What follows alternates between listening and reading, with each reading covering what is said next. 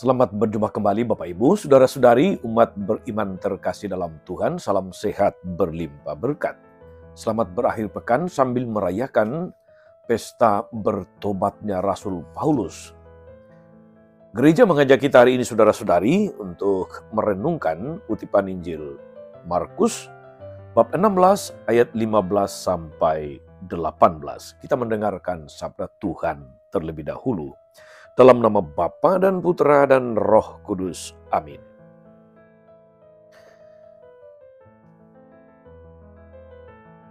Sekali peristiwa, Yesus yang bangkit dari antara orang mati menampakkan diri kepada ke-11 murid dan berkata kepada mereka, "Pergilah ke seluruh dunia, beritakanlah Injil kepada segala makhluk. Siapa yang percaya akan dibaptis dan akan diselamatkan.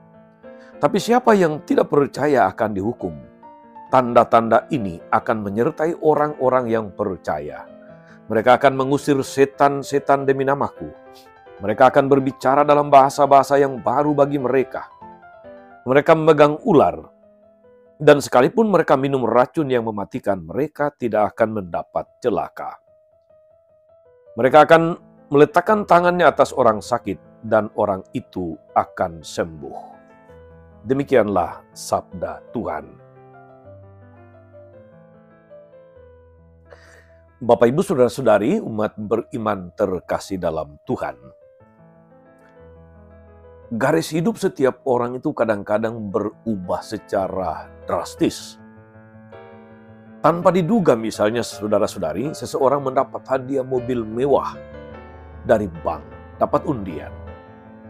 Suatu ketika di Pulau Sumba, seorang anak mahasiswi yang sedang studi di sebuah kampus, dia tinggal di sebuah asrama putri sekaligus mendampingi anak-anak asrama, tiba-tiba mendapatkan hadiah mobil dari undian di bank. Sesuatu yang tidak dia duga, sesuatu yang tidak pernah terpikirkan. Sungguh sesuatu pengalaman yang untuk dia pengalaman luar biasa. Atau ada seorang gadis yang sudah lama menjomblo, katakanlah begitu. Tiba-tiba ketemu teman SMP di pasar malam, lalu ternyata mereka jadian, mereka berjodoh. Dalam hitungan bulan, mereka lalu sudah menikah.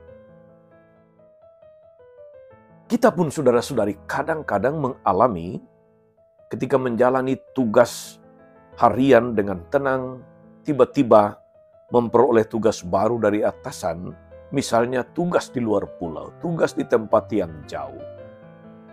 Garis hidup setiap orang bisa kadang-kadang berubah drastis dan tiba-tiba.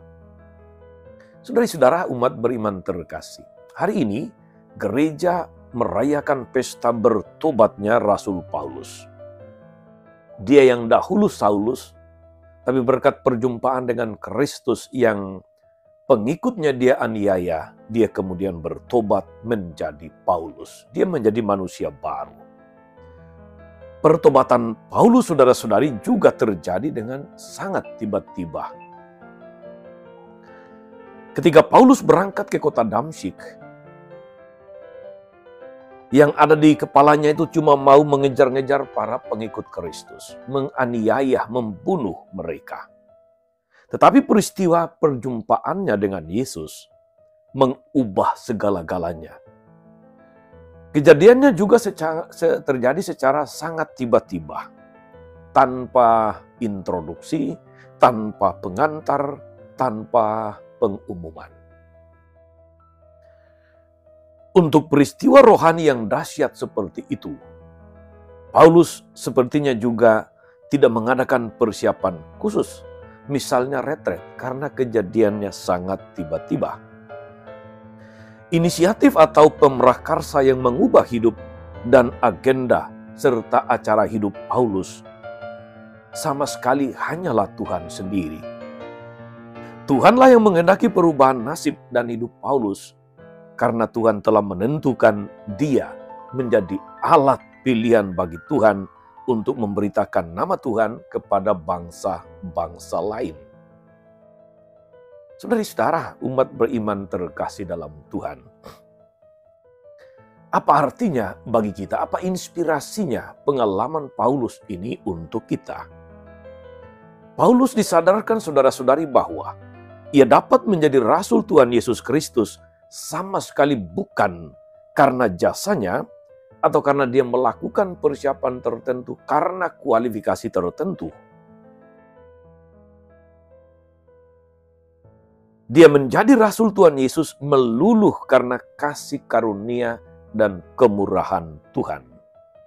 Agar dia pun nantinya penuh belas kasih dan murah hati saat menjadi pewarta Injil. Itulah sebabnya saudara-saudari kemudian setelah perjumpaan dengan Yesus, Paulus pergi dari satu tempat ke tempat yang lain, dari satu pulau ke pulau yang lain, dari satu negara ke negara yang lain, mewartakan Injil Kristus.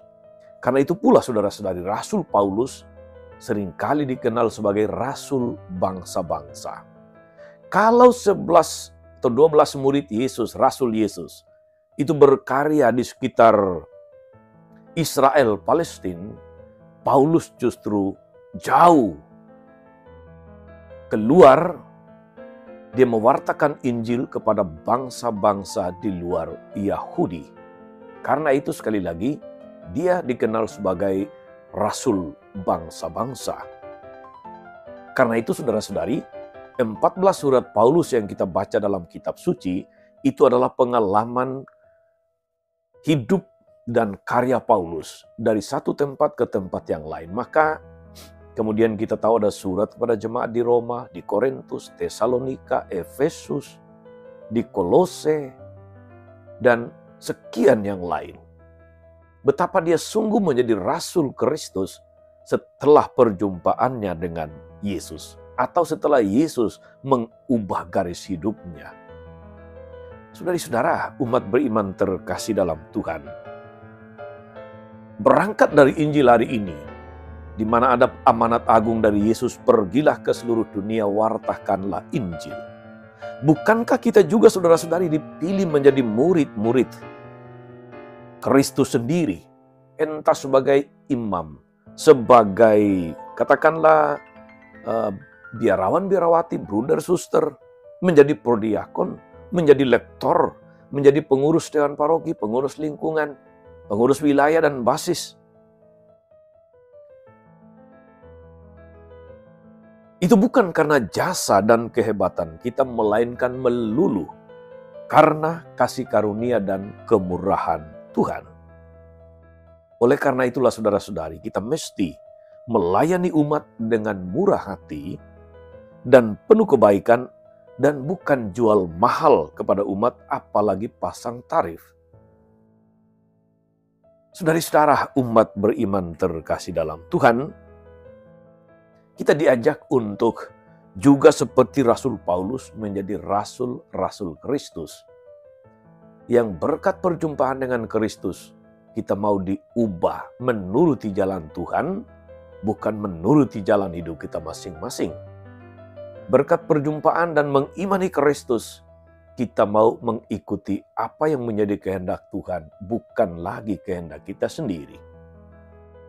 Semoga pesta bertobatnya Rasul Paulus, saudara-saudari, semakin meneguhkan kita bahwa kita pun dalam skala kelemahan kerapuhan manusiawi selalu punya kesempatan untuk membarui diri, menjadi lebih baik lagi di hadapan Tuhan. Semoga saudara-saudari, inspirasi iman dari pesta bertobatnya Paulus meneguhkan kita juga untuk senantiasa berusaha mengikuti jalan yang Kristus tunjukkan kepada kita. Tuhan Yesus memberkati. Amin. Ya Allah, kami bersyukur atas kisah bertobatnya Rasul Paulus yang meneguhkan iman kami.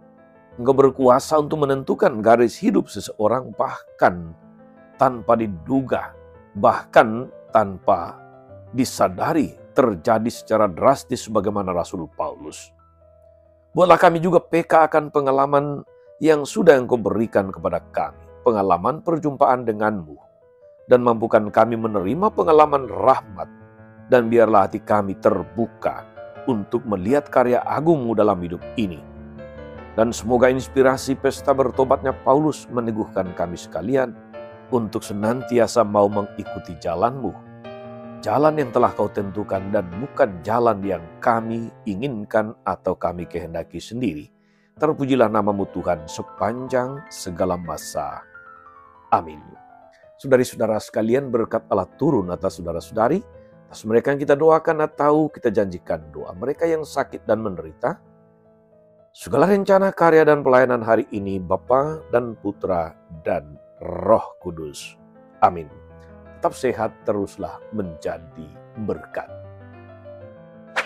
Jangan lupa like, subscribe, nyalakan lonceng notifikasinya. Salam 52, Tuhan memberkati.